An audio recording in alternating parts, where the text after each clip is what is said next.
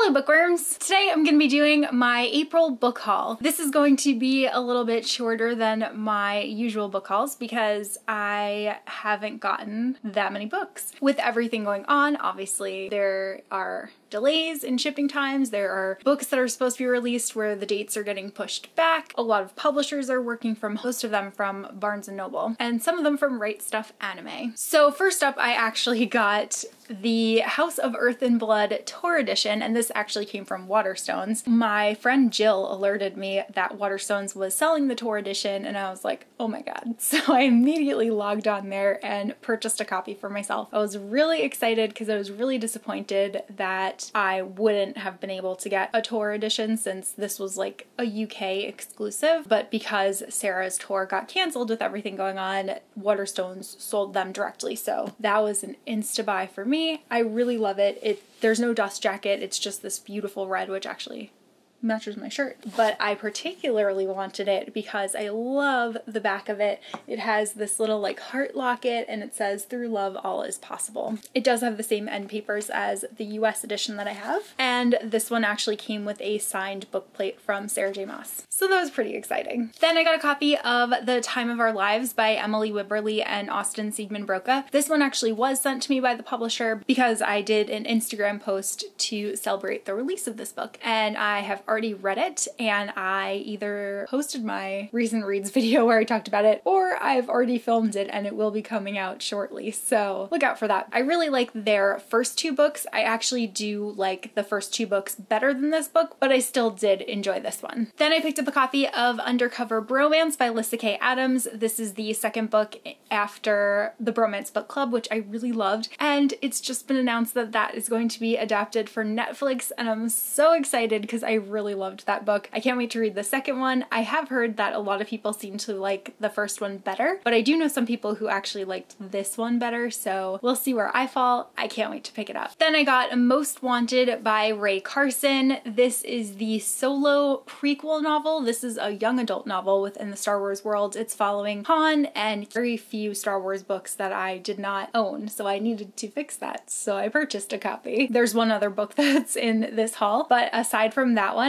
the only hardcover book that I'm missing at the moment is Canto Bight, which isn't even, it doesn't technically fit anywhere into canon. It's kind of like short stories, and the Canto Bight scene was my least favorite scene in the new films, but I'm still gonna get it. I had also pre-ordered other installments in the series. I'm really looking forward to sitting down and finally reading this book and getting to see all of the interactive elements throughout it. I think MinaLima is just unparalleled when it comes to designing classic books, and oh my gosh, I'm so glad to have this one in my collection, and I cannot wait to see what they're gonna do next. Now I'm struggling to remember if I can't remember, but if I did, you've already seen this. If I didn't, this is the novelization of The Rise of Skywalker, and I'm excited to read it. I didn't love the Rise of Skywalker film. It's definitely my least favorite. Ooh, can I say it's my least favorite? Those prequels.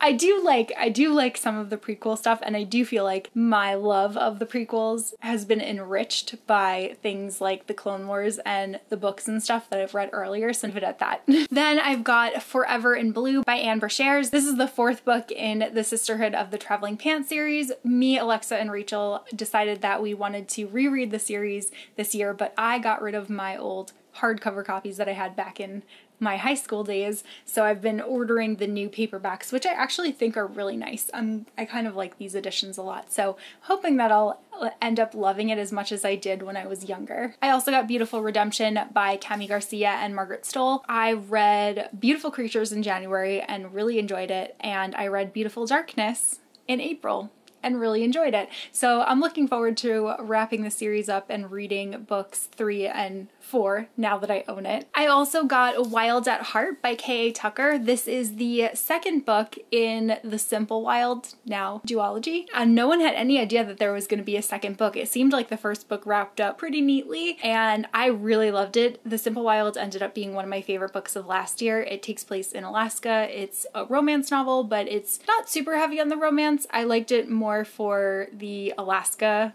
portion than the like romantic relationship portion. So I'm looking forward to reading this one. It just continues the relationship of Jonah and Calla, and I'm really looking forward to seeing how things progress and what changes. I also pre-ordered a copy of The Deck of Omens by Christine Lynn Herman. This is the second book in the Devouring Grey duology. I already read this one last month or the month before. Really loved it. I think this is a really solid duology, and I'm honestly looking forward to rereading books 1 and 2 again in the future. They just really work for me. I love the setting. I love the characters. I think that they're great. If you like creepy forests or spooky woods, I think this.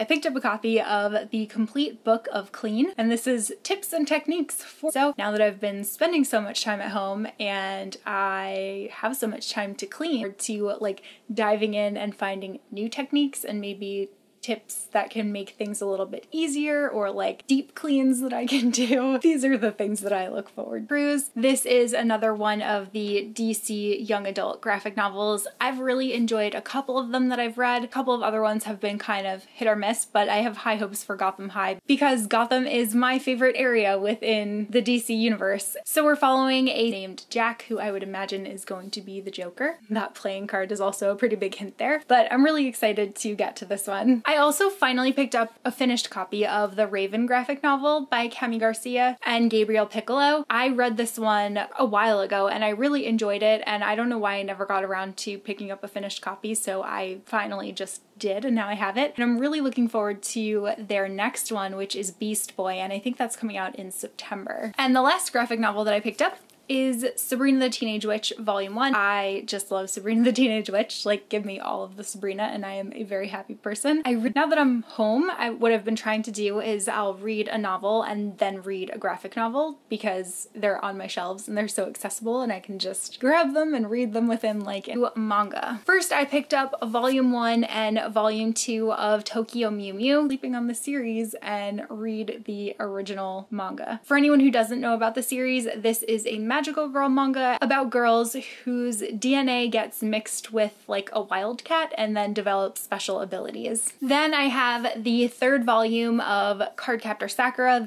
This is part of the hardcover collector's editions, and also the backs look kind of like the Clo cards. I've been really enjoying picking these up, and I'm not sure how many there are going to be in total, but I definitely have more of them pre-ordered, and I might be missing a volume or two that's currently out, but they do tend to be a little bit on the more expensive side. You know, overload myself all at once. Then I got Volume 1 and Volume 2 of An Incurable Case of Love by Maki Ngoji. So I read her other series, Happy Marriage, and I really enjoyed it, and I'm very much looking forward to reading her new series. This one actually getting a job, and she's working in the same hospital as the doctor that inspired her, but it turns out that he is not a very nice person, and it just sounds like it's going to be comical. It's released in April, and I had it pre-ordered, so once all of these come out, I'm going to be rereading them. There's going to be 10 in total, so there's only 2 more to go, and I'm really excited to do that. I think the last one comes out in October. These are just beautiful. I just live for the color pages. Then Right Stuff Anime was having a little sale, so I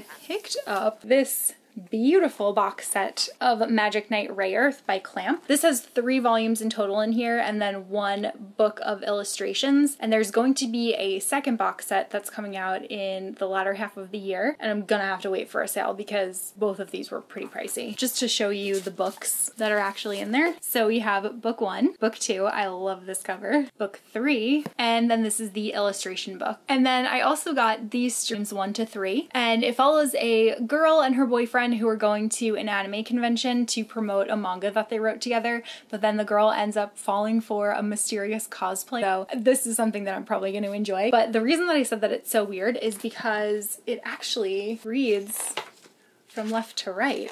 I don't know if the pages inside. Yeah, it looks like, so it actually looks like it reads like a graphic novel as opposed to a volume of manga, which you would read from right to left. So that's going to be really confusing while I'm reading. It feels pretty hefty because I've been kind of stocking up on manga and graphic novels, but I am trying really hard to focus on reading what's already on my shelves. While I've been making a dent in my physical TBR, I've been also trying to control myself and not just add and add and add to my TBR. I think my like ideal TBR is to have about 10 books in each genre as an option to read. One day I'll get there, but today is not that day. Let me know if you read anything that I mentioned in my haul. Let me know any books that you picked up in April.